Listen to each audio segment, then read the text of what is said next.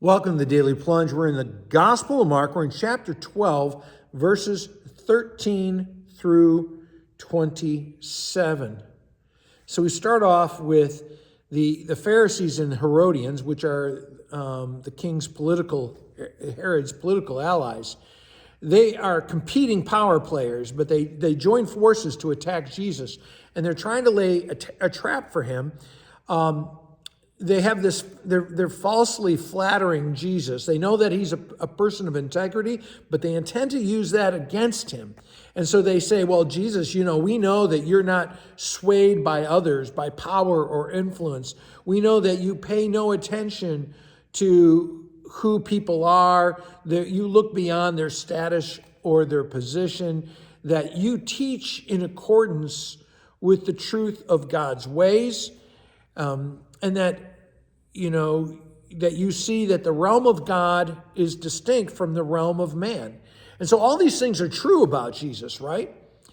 What's funny is they don't see him as the Messiah, but quite the opposite. They're trying to trick him into being an enemy of the Roman state. And so they ask him, is it right to pay imperial taxes to Caesar or not? Because they hated Caesar. They hated paying that imperial tax. And they're thinking according to human power structures, according to the realm of the world. And Jesus knows there's hypocrisy. He knows that they're corrupted by their own lust for power and wealth, that they're hypocrites. They care nothing about justice. And even though the Pharisees are supposed to be teachers of the word, they're evaluating Jesus based on, not on the word of God, but on the tax code. They're using money to evaluate the value of Jesus. And I want you to think about how often do we try to do that? Well, Jesus says, why are you trying to trap me? Give me a coin. Whose image is on it? Well, it's Caesar, who thought of himself as a god, a divine emperor. And Jesus answers with all the wisdom, give back to Caesar what is Caesar's. Give God back what is God's. So did Jesus obey God or the authorities? Well, who ends up executing him? Who ends up executing Jesus is the state. So he obeyed God. And Caesar in the Roman Empire, they and the Jewish rulers, they all take part in this kangaroo court. So what did Jesus give to Caesar? He gave obedience to the rule of law, and he submitted to being crucified.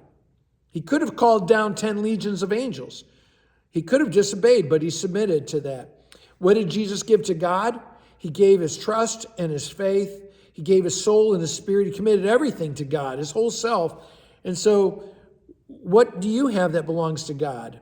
Everything, every atom of you. And so what should you be giving to God? Now, the next thing that comes up is the marriage at the resurrection. And they talk about one brother and one man and his wife, and the man dies and all his brothers die. And so they ask, well, who will she belong to? Whose wife will she be in the resurrection? And what's funny is the Sadducees don't even believe in the resurrection. Again, this is a trap.